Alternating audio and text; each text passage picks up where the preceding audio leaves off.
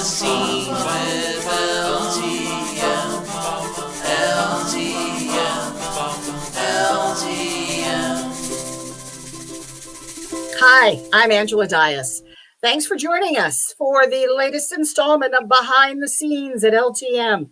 Today, we're talking about set design. So you go to a show, the house lights go down, the stage lights go up, and what's one of the first things you see? Usually, it's the set. The set can be sparse, it can be lavish. At LTM, we've had sets that run the gamut from bare to complicated and everything in between. Today, we're talking to several set designers at LTM and other theaters to tell us about what they do and how they do it. Joining me today are Jack Nardi, Tricia Hul, and Shawn Procuniar. Welcome, everyone. Thanks, Angela. Thank you. Jack is a retired associate professor at the UConn Department of Dramatic Arts. He's been the set designer on shows at the university and professional level and at Wyndham Theater Guild. And Jack, as an undergrad, you didn't major in set design, right? As an undergrad, I did. You did? When I did my master's, I went into technical direction. Okay. And what drew you to set design? Did you know, like, when you were a high school senior applying to colleges? No, I was actually an engineering student. Oh. In those days, there was a Torrington branch of UConn, so I did 2 years there. And when I came to the main campus, people who had preceded us came back and said, well, if you're really looking for a gut course, take this intro to theater class, scene design and costuming class. And fortunately for me, in those days, the teacher was Jerry Rojo, who was very well-renowned in the world of environmental theater and won a Drama Desk Award. And he was just so invigorating about, and then we had to go see shows. And I saw he did, Oh, What a Lovely War, was at the Jurgensen Theater in those days. And when I walked in, it was built out, it was constructivistic. It was the lighting and projections were amazing, and it was, something that I had no idea of how that could be done. And so that's really his influence in the designs that I saw that he had done. I think were really the things that spurred me on. Okay, Jack, you're the set designer for a show. You get a script. What's the first thing you do? I like to kind of skim through it quickly to get an idea of how many scenes there are, what are the trouble transitions. I look at the cast list to see how big the cast is, because set designers, a lot of traffic cop stuff. You're making the roadways. So I like to know how many people I have to move. Have a big bugaboo about getting everybody off the stage quick at the end of a scene or at a blackout or, intermission. So you don't have this backup trying to get everybody out of funnel.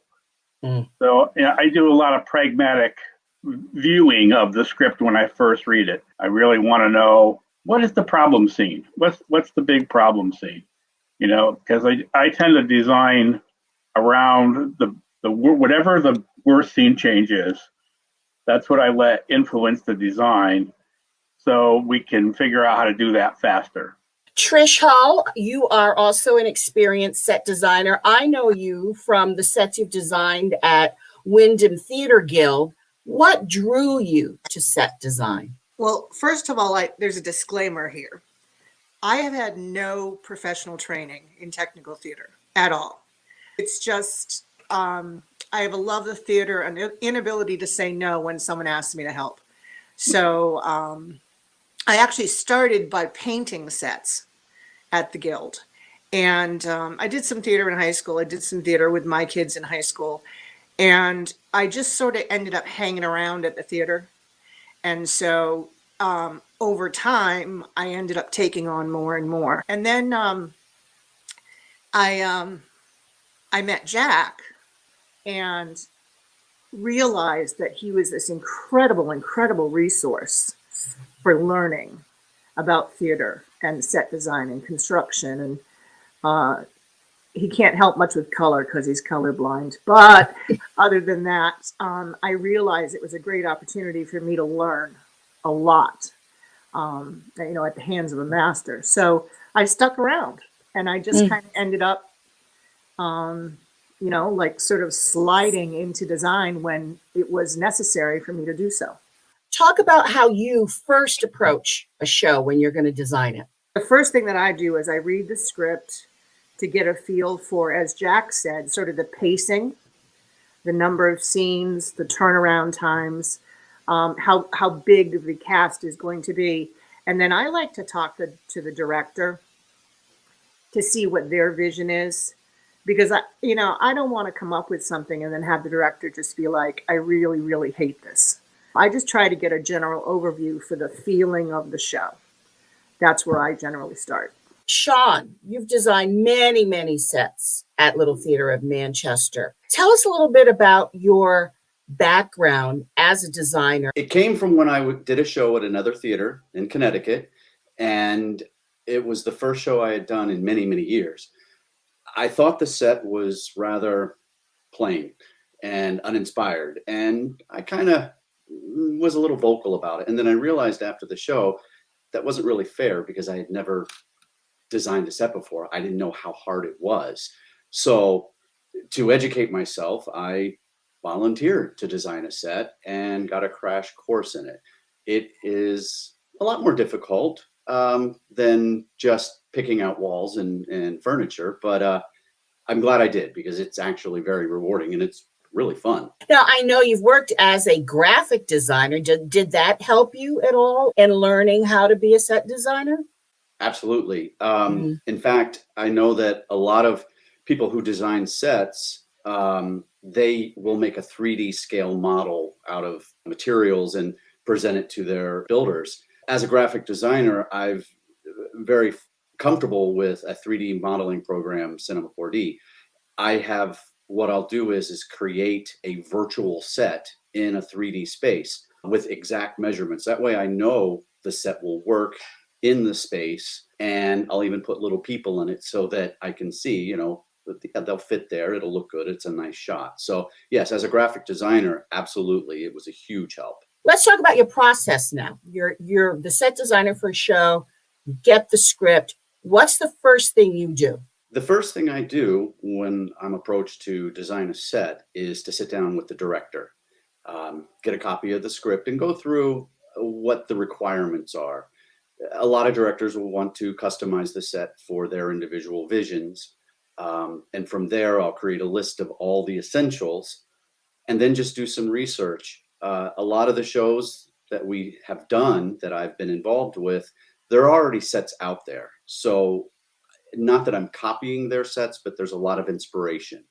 Mm-hmm. From there, I will then take my requirements from the director and build the set in my mind and then put it down on paper, taking from the various ideas that I find, say, from other productions, from the director, and just a general sense of what I think the set should look like. Jack, how do you approach it as far as what a director's vision is? How do you meld that, or do you come on with your own vision and say, this is the way I think it should be? Well, I think a lot of it has to do with the script. And if you're going to do something, more traditional or like a great play or something, then you really need to know where the director's coming from and what period they're going to do it in, or, how they want it to look. If you're doing something, we do a lot of box sets at the Theater Guild. And so it's pretty much where are the doors, where are the windows, and there's not a lot of interpretation. The musicals are what give us more freedom, I think. Don't you think, Trish? Oh, absolutely. So talking to the director is important because we want to know if it's not implicit in the script what the period is. Well, what do you think you're doing? It's really just having that initial discussion and finding out what it is that the director's looking for. A lot of times at that point, when a director is approaching a set designer, they've already worked through the majority of the blocking in their mind, the scenes that they need to create. So they have very specific requirements of the set. There really isn't a lot of leeway there for a set designer. You have to accommodate the director, because if you change, don't put a door where there needs to be a door, then the show can't work in the director's perspective. So you need to be able to to accommodate that. And you also need to accommodate what the limitations are of space as well. Well, talk about some of the considerations that go into a set design, like the theater space, whether it's a proscenium or thrust, or the size of the stage. Well, I think thrust is in some ways more interesting, but it's limiting too because of sightlines. And sightlines are the thing that really drive us a lot at the Theater Guild, because the angle from the sides are pretty wide.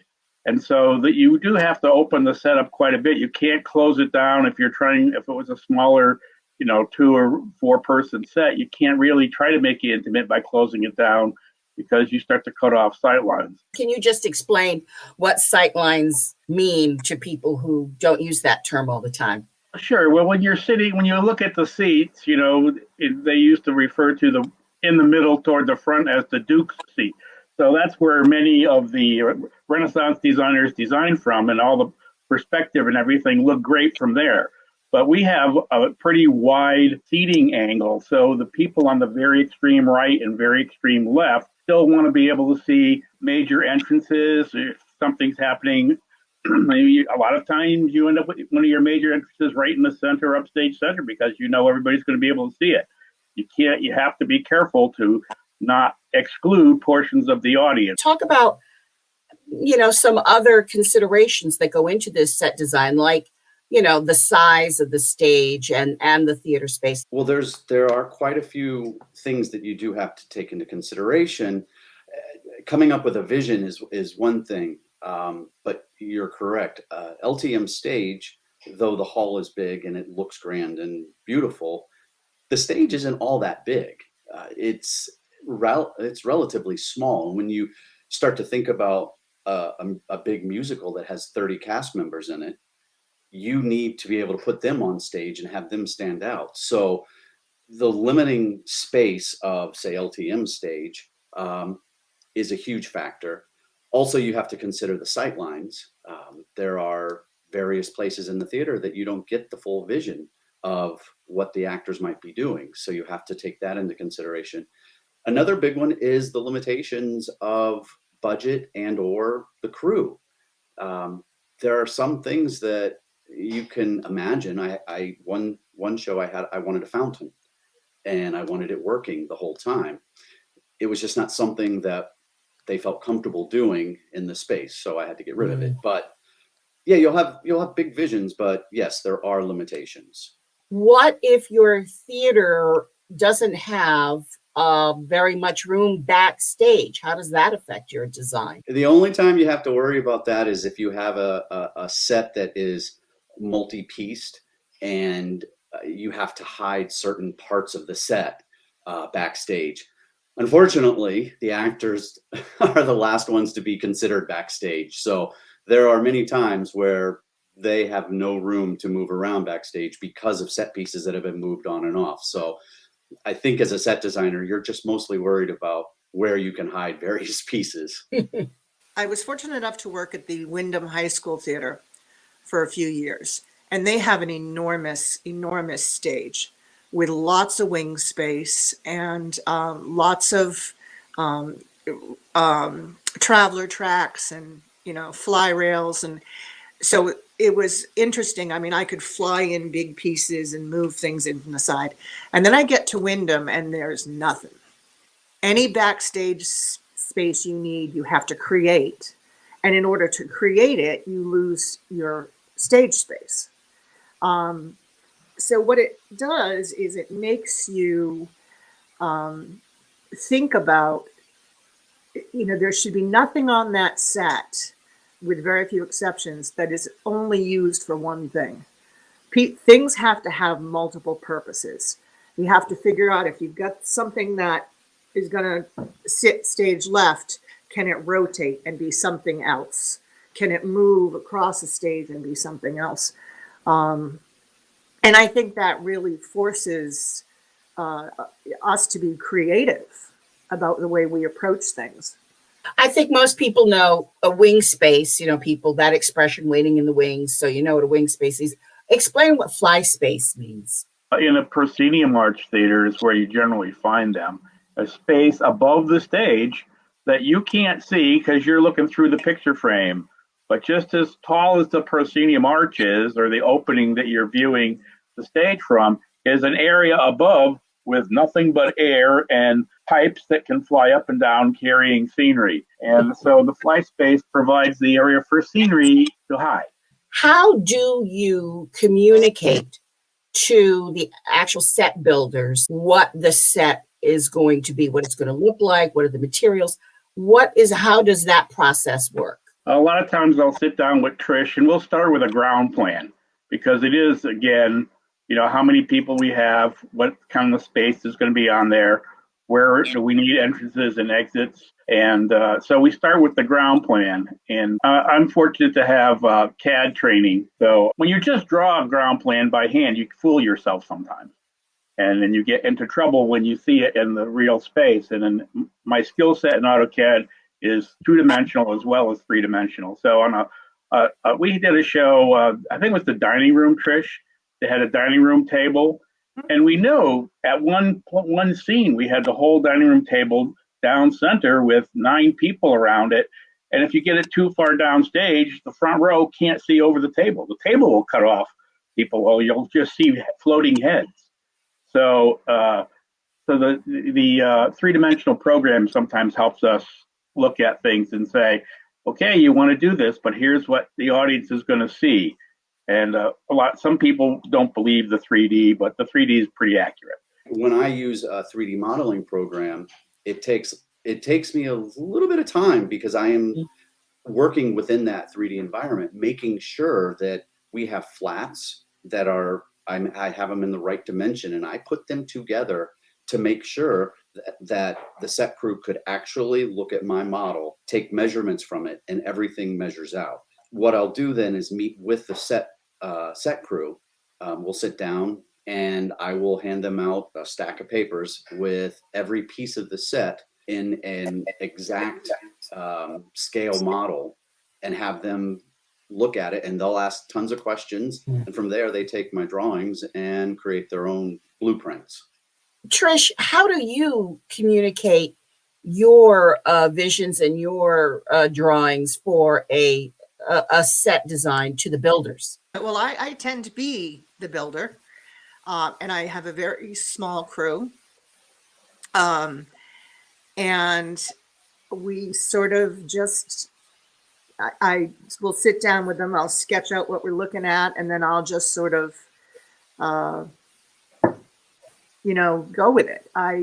Jack is very organized, and he has everything, like measured out and taped out on the stage and whatnot, so that literally he could hand his design to someone and walk away and it could be built. Unfortunately, more of mine is here, so I can't do that as well, which, of course, kind of pigeonholes me, because I have to stay and build. Is building a set or knowing how to build a set a requirement for set designers? Not Trish? usually. Not usually. I'll just say not usually as a general thing, general training. I think the thing with a lot of community theaters is that there's a limited pool of people available to help. Right. So Jack and I design and build and paint and set dress and do props and, just whatever needs to be done. And in some ways it's good, because then there's no conflicts. We work together and we know what we're looking for. It would be great to have a scene shop and a crew of builders and, that kind of thing. Although I'd have to be a lot more organized to tell people what to do. But that's the beauty of community theater, though. There are some community theaters like LTM that has, greater resources and greater numbers of people. And then there's, smaller theaters like Wyndham Theater Guild, where, it's a very small core of people who are pulling it off. And that's what community theater is all about, is that flexibility. Shawn, do you ever get involved in building the set? To some extent, it really depends on the theater. At Little Theater Manchester, we have an amazing set crew, and when I've gone to help, they ask a lot of questions from me as the set designer. However, they don't really necessarily have me do much as far as building is concerned.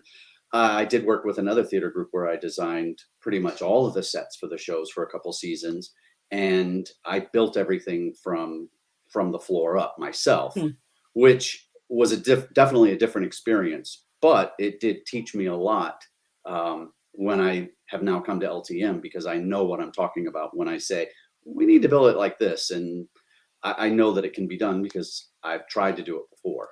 Does the set design ever change once construction gets underway?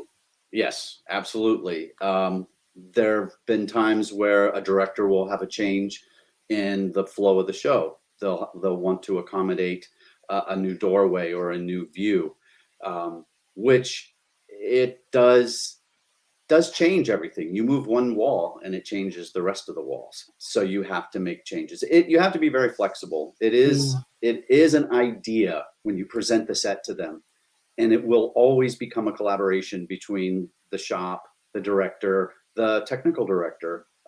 They're there and they're also putting in their 2 cents, if you will, because they know how things have to work. They think about backstage, they're thinking about the bigger picture. So it is very flexible. The set's always changing. Absolutely, there are changes. There are changes all the time. And there's a number of reasons. On my part, a lot of it's the fact that I don't have CAD training, and I am drawing by hand, and I am kind of winging it. And so I'll put something together that I think will work, and then Jack will come in and go, Trish, that door won't open. That door won't open that way, and I'll be like, well, I just didn't see that. So a lot of times it's just as we start to build, we realize we kind of messed up a little, and this door really needs to be 2 feet this way. The other thing that happens sometimes is once the actors start moving in the space, then you start to realize that there are certain flow issues that you didn't realize that you have to address. You get to these places where there's a very awkward interchange or a very awkward scene change. And so you need to figure out a way to alleviate that problem. Well, sometimes it's the furniture. The furniture, we don't necessarily know what the directors want for furniture, right, Trish? Correct. And they say, "Oh, we need this type of a couch." It's like, well, we didn't think it was going to be that big. You're talking about the furniture on the set. We call that set dressing, but the set designers don't have a role in that, or do they in some places? They do. It's always a mix. I mean, the directors have certain requirements that they want. The props people have certain availability, and set dressers have ideas. So it's very fluid. That's the part that Trish is actually terrific at and saves everybody's butt at the Theater Guild, is because she's got lots of hidden things in her house. That's all I can say. What is the weirdest thing you took from your house that ended up at a show? I think the one piece that I think surprised everyone the most was the suit of armor. Don't tell me. Yeah. I had a suit of armor about 4.5 feet tall that went into Games Afoot. And it's like, oh yeah, I have one at home. I'll just go grab it. Dare I ask how you acquired a suit of armor in your house? A friend of mine who runs the local library, when her father passed away, she was cleaning out his basement, and she called him up. She called me up and she said, I know this is really bizarre, but do you want a suit of armor? And I said, well, heck yeah, I want a suit of armor. Thank you very much. So my friends know to be on the lookout for unusual pieces for me. How does a set design fit in with other elements of the production team, like say lighting and sound design? is that part of the mix too, as far as a set designer is concerned?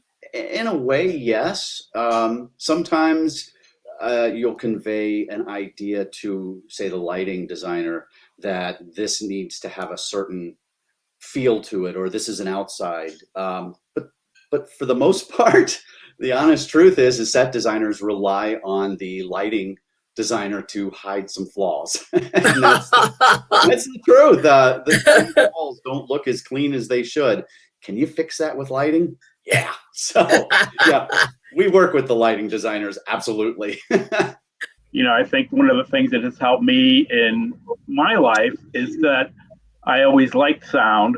I had done some lighting and was exposed to scene design.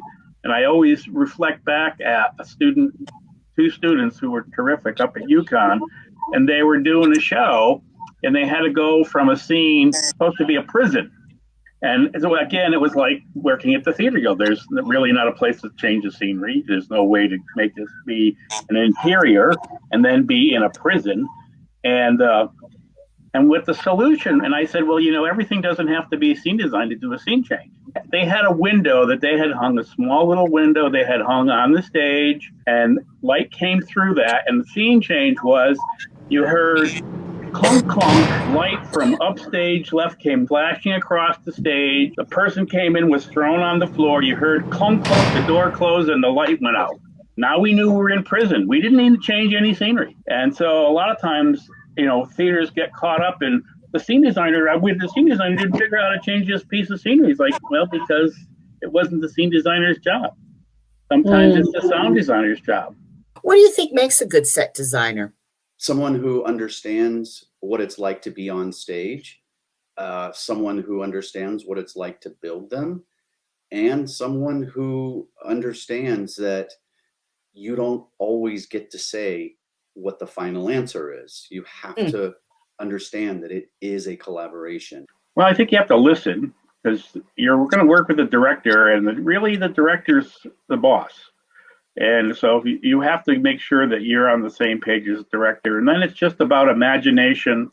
And I think good scene designers, if they haven't trained in directing, they have some way that they have been exposed to directing, because a set designer does a lot of the directing of the show, if you will. We don't deal with the actors, but if you don't have the spaces set out, or you design a set and all the entrances are on stage right, there's no motivation for crossing the stage. So I think it's about just having imagination and thinking about how can this be approached and what makes the movement of the actor through the space that you're designing interesting, with elevations or ramps and stairs, or however you mix it up. Well, obviously, creativity and some vision. I think you have to enjoy theater. I think you have to enjoy what you're doing. I think obviously there's the basics of like structural strength. Is it's going to support, I need to get 6 actors up on this platform. Is this going to work kind of thing? Obviously you need to know those safety kinds of issues. But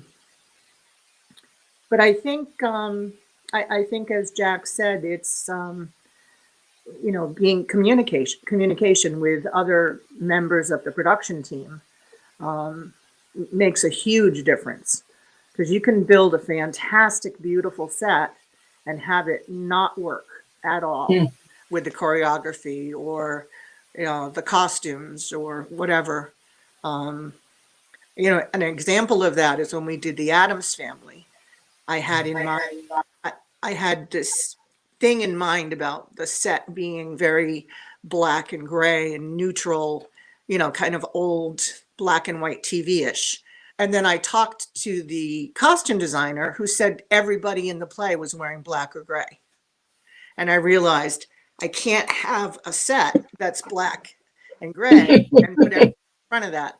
So I ended up doing sort of a bizarre yellow, purple, red kind of thing, which just really set off the costumes. Now, if I hadn't communicated that idea, it would have been a really ugly looking show. What is the favorite set design that you've done? I'm going to have to say Anne Frank. I mean, I was building pieces for Anne Frank for 2 months before that show was ever going to move in, never mind open, because it had needed a lot of specialty pieces. We do a lot of stock and incorporate many stock pieces, doors and walls and staircases and things at the Theater Guild. But Anne Frank had a lot of specialty issues in that show, and it had to also make you think that you were in that attic space. That show was probably the most rewarding. I would say that the two sets that I really, really had fun with were the Games Afoot, just because I thought it was an amazing set, if I will say so myself. It was just someplace that I could live. It was multi-storied. We did a really good job making it look like it was 1950s, expensive glamour. It was just a beautiful set with a rotating bar. It was just a fun set. And in the end, I was really happy with it. I also had a really good time building the set for Harvey. Harvey was two different scenes. There was the hospital and then there was the house. And both of them needed the entire stage. So we had it was my Transformer set where literally the walls folded in on each other to create two different environments. And just from a technical perspective, if it actually worked, was going to be amazing until the wall, because all the walls were on wheels and they folded in on each other. Until we actually built it and saw that it worked, it was all theory. And when we first moved it, we're like, yeah, that works. So that was a challenge, but it was just what do we do if we had no plan B? So that was a fun one, and I'm glad I got to do that, because when it worked, it was just an amazing feeling. Trish, for you? For me, the most fun was Beauty and the Beast, only because Beauty and the Beast was the first. And we do, like Jack said, we do a lot of like living rooms, dining rooms, wall, window, door kind of thing. Mm-hmm. And Beauty and the Beast, we did the castle, and we did, these rolling pieces that turned, and turrets, and there was all kinds of curved staircases. So there was a lot more interest in the set. And it was also the first show that I did. Jack was there to help me. He was there to support me, but he was very busy that summer. But I did the majority of that on my own, which made me incredibly proud. And it just turned out to be the perfect storm of a show. The actors, the costumes, the music, the set, everything just worked out so well. It was just a lovely, lovely show. I was going to ask you what your most challenging set design is that you've done, but it sounds as though the challenge is also what makes it fun. Right. And sometimes it's not the obvious. Yes, Harvey was difficult because the walls had to fold in on themselves. But really, honestly, one of the more challenging sets was Company, because I had to have the entire band on there. I had the ensemble of musicians also on stage. And then we had to have 5 platforms for the 5 different couples, and then a few other platforms for the girlfriends. So it was challenging to make it all fit. And that's where it was actually harder to do Company than it was to do Harvey. For Anne Frank, besides doing the research in the actual space, I went, God love YouTube, I went to see how a lot of other theaters did it, because there's, it's that thing about the actors need to interact during certain scenes, and we need to see them, but nobody else sees them, but the audience needs to see them. And so, it was very tricky to figure out how to configure the space for that. And looking and seeing how other people approach the show was useful to learn to free up, what really needed to be, how much of what each space you really needed to see and whatever. I think, and that was the challenge on that show. That was probably the most challenging show. You have a show you'd like to design that you haven't so far? Go ahead, Trish. Mary Poppins. Okay. Talk about challenge. You two obviously have had discussions about this. Yes. Yeah, we have. I saw Mary Poppins on Broadway, and and clearly I'm not delusional in thinking that we're going to make the house raise out of the stage and all that. But I just think there's a lot of really magical things that can happen during that show. And those little things, those little, things like the dishes falling over on the shelf and then righting themselves again, or, just little things like that are just really, really fun to do. I would like to do Joseph, but it seems to not be very popular among performers and directors these days. But I still like Joseph and the Amazing Technicolor Dreamcoat. The Theater Guild did it a couple times, and I was, around when they did it the very first time. And it was the first time I heard an audience cheer at the end of a play as though their team had just won the Nationals. I mean, it was a sports cheer, not a very polite, oh, we're very happy and enjoyed the show thing. The energy from the audience was incredible. And so I've always had a soft spot for Joseph. I don't know the name of the show, but it's one that has an unlimited budget. Because that Very good. That does, it sometimes the limitations, if we had more money, some of the things we could do. Well, this brings us to the end of our show. Behind the Scenes with LTM, part of LTM at Home, our series of virtual programming. Thanks to Shawn, Jack, and Trish for talking to us about set design. We'll be doing new interviews every few weeks and posting them on YouTube. If you have any questions about anything we talked about in this video or topics you'd like to see discussed, you can email us at bts@cheneyhall.org. To find our new videos when they are posted, you can go to www.cheneyhall.org/YouTube and on Facebook at Little Theatre of Manchester. Links to these, as well as our other social media pages, are in the description box below.